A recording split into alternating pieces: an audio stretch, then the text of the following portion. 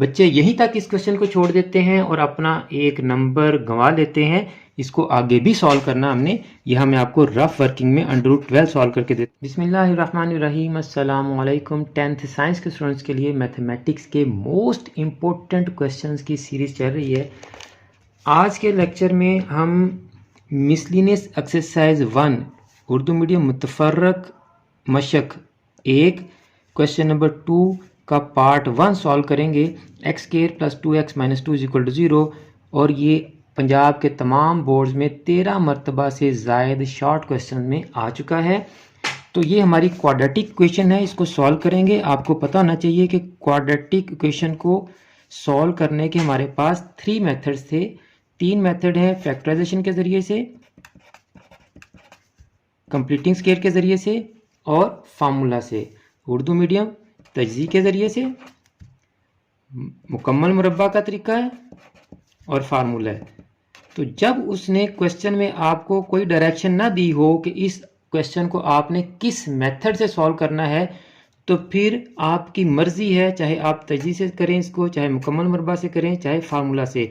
English medium चाहे आप factorisation से करें, चाहे आप कंप्लीटिंग स्केयर से करें, चाहे आप फार्मूला से करें। तो कंप्लीटिंग स्केयर मेथड बच्चों को थोड़ा डिफ़िकल्ट लगता है, फैक्टराइजेशन से हर क्वेश्चन सॉल्व नहीं होता।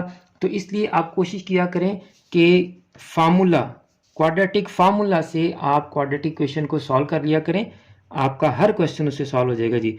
तो उसके लिए सबसे पहले हम क्वाड्रेटिक इक्वेशन की स्टैंडर्ड फॉर्म लिखेंगे, ax² + bx + c = 0। जब इन दोनों इक्वेशंस को हम कंपेयर करेंगे तो हमारे पास a की वैल्यू आ गई 1, b की वैल्यू आ गई 2 एंड c की वैल्यू आ गई -2। फार्मूला आपको याद होना चाहिए। ये फार्मूला लिखने के ही आपको बाज़ दफ़ा 2 नंबर मिल जाते हैं पेपर में। b² - 4ac / 2a। अब फार्मूला में हम a, b एंड c की वैल्यू पुट करेंगे।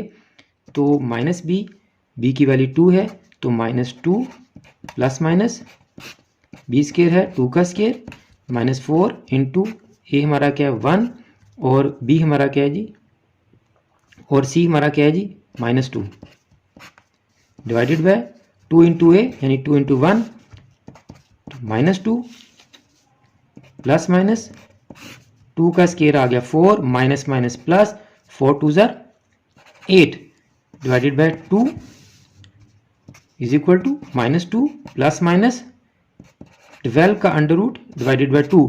बच्चे यहीं तक इस क्वेश्चन को छोड़ देते हैं और अपना एक नंबर गंवा लेते हैं।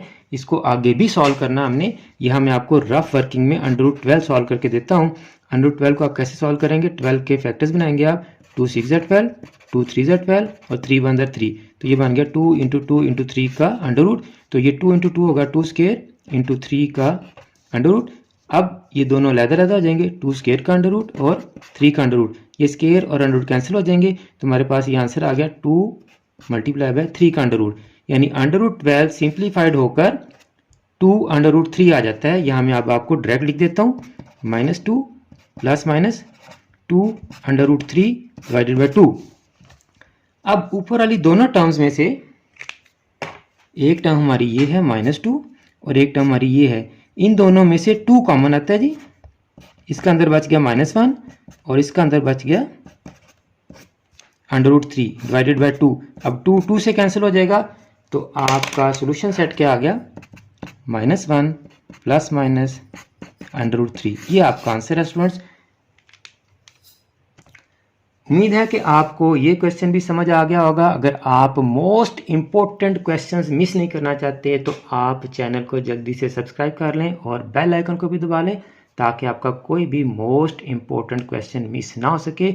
और आप इस वीडियो को और चैनल की दीगर वीडियोस को अपने क्लास फेलोज और फ्रेंड्स के साथ भी शेयर किया करें ताकि आपकी वजह से उनका भी फ़ायदा हो सके और मुझे भी अपनी दुआ में याद रखा करें। जज़ाकल्लाह।